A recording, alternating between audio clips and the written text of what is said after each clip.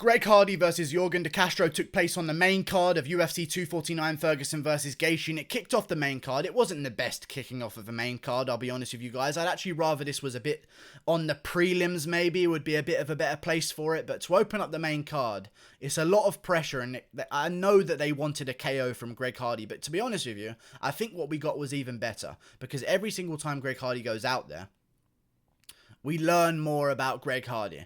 He's actually pretty good. I know he has a bad past, and a lot of people are finding it very difficult to get past that, and they should find it difficult to get past that because it was a horrific thing that happened.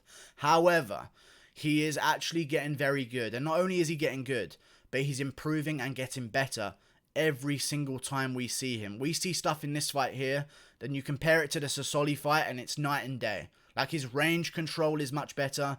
He was eating a lot of leg kicks, but he was also dealing with them and giving some of them back to Yorgan De Castro. Checked a few of them as well, eventually breaking Yorgan De Castro's foot. A lot of people say that, like, Yorgan De Castro broke his foot. Well, Greg Hardy checked the kick perfectly. Like, knee straight to the foot. Like, not to the shin or anything like that. Like, really timed it well. Brought the knee outwards. Smashed it into the foot. Met the kick halfway. And Yorgan De Castro just didn't want to throw it after that. And that's what you got to do to some of these guys that are spamming leg kicks on you. It's the same as UFC Online on the game. You just got to check a few of them. They stopped doing it real quick. Trust me. I hate leg kick spammers. Either way. Great fight from Greg Hardy. I don't think he gets enough credit. He completely outstruck Yorgan De Castro. It wasn't even close, in my opinion. I know Yorgan was landing some good leg kicks, and the commentators kept showing the leg kicks and kept talking about the leg kicks. I don't know why.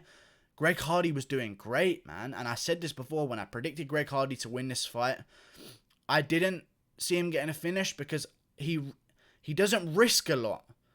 So I'm seeing fight IQ with Greg Hardy. It's bizarre to me because he's so new to the game and you expect him to be so bad. And to be fair, compared to the best fighters in the world, he is bad. But for the amount of time that he's been in the game, you got to admit, he's a sponge to MMA knowledge. Like, he takes things in.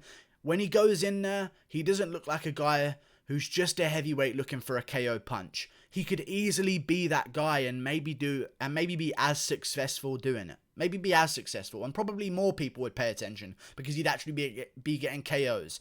Greg Hardy could go out there, be a monstrous athlete, and just throw bombs in the first round and probably connect and KO a bunch of people. He could have done it to Yorgan De Castro, but instead, he was patient, he popped a jab, he avoided all the shots from Castro. Not all of them, because some of those shots landed clean on his chin, hard on his chin as well, and we got to see a bit more out of Greg Hardy. He's got a great chin on him. For all them NFL head collisions, someone ain't taking too many concussions, I guess, because Jesus Christ, Yorgan De Castro puts guys immediately to sleep. Like, not TKOs, Yorgan De Castro, night when he hits guys. It's over. And he landed some big bombs on Greg Hardy there. And Greg Hardy ate them very well and rolled with a lot of them as well. Landed his own combos back. He knew when to be aggressive. Like, there was a moment in the second round, I believe it was. If I'm remembering correctly, there were so many great fights tonight. They're all a bit of a blur. Especially this one is easily forgettable compared to the Ferguson Gaethjes, the Price Luques, the Qatar Stevens. There were a lot of good fights. The Ngannou finish. Like, I'm barely remembering this one, but Jesus Christ.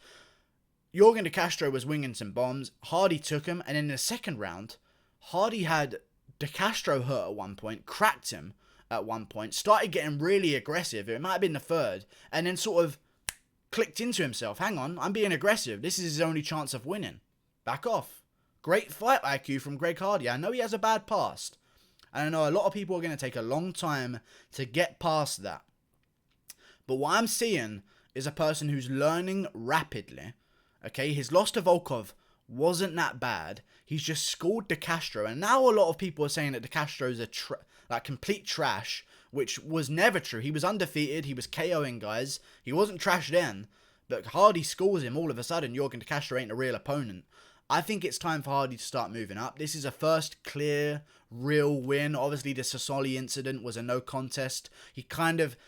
People see it as a win between him and Sasoli, but he used the asthma pump that was USADA approved, so I understand why they won't give that an official win. No contest. Completely understood. The Juan Adams finish was a little bit like, why are you grabbing onto his leg, you stupid caveman cunt? Juan Adams, I don't understand.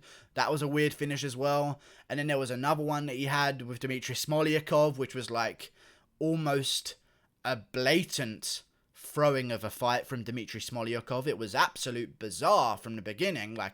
I had no idea what Smolyakov was doing. It looked like a fixed fight. I know it wasn't a fixed fight, but Jesus Christ, it really did look like it. I think if it was a fixed fight, they wouldn't have made it look that obvious, so there's no way it could be. But this was a real clean win from Hardy, and we haven't had one of those yet. We haven't. Hardy has never came away from the octagon with zero controversy and a clean win, and that's what he done today. And I'm down. I really am. I'm down with Hardy. We need talent at heavyweight, and I think now it's time to slowly start edging his way up. Don't chuck him straight in with Volkov. Don't be looking to do him versus any top 10 guys anytime soon. Let's actually let Hardy progress at a normal rate, and I'm thinking there's some good fights out there for him. Todd Duffy. Big name heavyweight, looking for a big name himself, coming off a no contest, which was a weird situation between him and Jeff Hughes at UFC Vancouver, where he kind of got groin shot over and over and over again. Eye poked as well. It was a weird situation and a weird stoppage, a no contest. Todd Duffy. I think a great comeback fight would be him versus Greg Hardy in the feature fight of a main card of a fight night. As much as I like Greg Hardy, and I think he's improving. I don't like Greg Hardy, by the way. I think he's a horrible person. As much as I like watching him fight and learn, because he's intriguing to me, I like it. It's a new guy. You know, he's picking things up very quickly. As much as I like it, I don't think he should be on the main card of pay-per-views. I know they're trying to push the heavyweights, but when you have a main card of the pay-per-view, it tells me these are the best of the best. And when you watch Hardy sometimes, he doesn't represent the best fighters in the world as much as Qatar and Stevens do. And even Stevens is a bit lackluster, but even still, he doesn't represent the best like Ferguson Gaethje do. Like, there's a differential of the main card compared to everywhere else on the card, in my opinion. That's the elite of the elite. The main card is what you're paying your real money for. That's what the money's going on. Everything else is going to be free, depending on what provider you have, of course, and what TV network that you have downloaded or whatever the fuck, how it works in America, I'm not sure. But the main card's what you're paying for. I don't think Hardy should be on the main card anymore. And I think they're really pressuring Hardy on the main card. You know, because they've given him the opener of the main card of 249. They're kind of basically saying to Hardy, go out there and KO him in the first round, or get KO'd and do nothing else. All of the pressure is on. And Hardy just said, you know what? I'm just going to go to a decision. That takes a lot of guts. It takes a lot of control over his nerves. And when he gets in that octagon, something I've noticed about Hardy, he knows the mission at hand. He never gets carried away. And I know there's a lot of stuff that I'm trying to pick out here, but they are good things that I can pick out. I know I'm nitpicking, and I'm really looking for any good sign of talent from Hardy, but they are good signs. He listens to his corner. He doesn't overthrow. He keeps his chin well out of the way. He doesn't overcommit when he's got someone hurt. He stays at range. He checks leg kicks now, which is another thing that he's learned how to do on the fly in the middle of a fight. He throws leg kicks of his own back, and decent ones as well, may I add. A lot of people are talking about, the commentators especially, oh my god, look at the leg kicks on Hardy. He has a red leg. He's light skinned. Obviously, he's going to show up a bit more on him. That's a little bit unfair, in my opinion. He was landing some good legs on Yorgan De Castro. Obviously, they're not going to show up as much. People bruise differently. And also, Greg Hardy wasn't moving in any way bad. So I don't know why the commentary focused so much on the leg kicks of De Castro. I thought it was pretty weird. I thought Hardy was winning very comfortably. I think he actually ended up tripling the strikes of Yorgan De Castro over the 3 rounds. I wish he would have got a TKO. I need a TKO from Hardy if I'm going to follow through and really get involved in the hype. And I think him versus Todd Duffy is a great way to either reinvent Todd Duffy's career or get Hardy the KO that he needs. Because I'll be honest, if Hardy lands on Todd Duffy, it doesn't matter if he's not even committing to the punch. Todd Duffy's chin is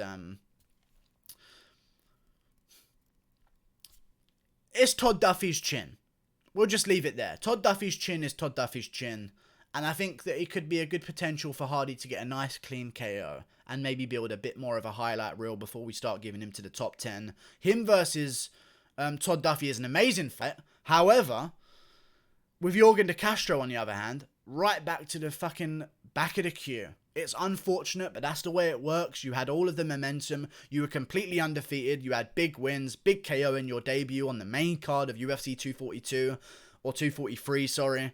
It was a huge win. You shouldn't have been on the main card there, but you were, and you got a big win against Tafa. I think for Yorgan De Castro, right now, what would be a good idea would do him versus Ben Sassoli. Loser goes home, winner stays in the UFC, and we'll start working from there, you know, because it's going to reset.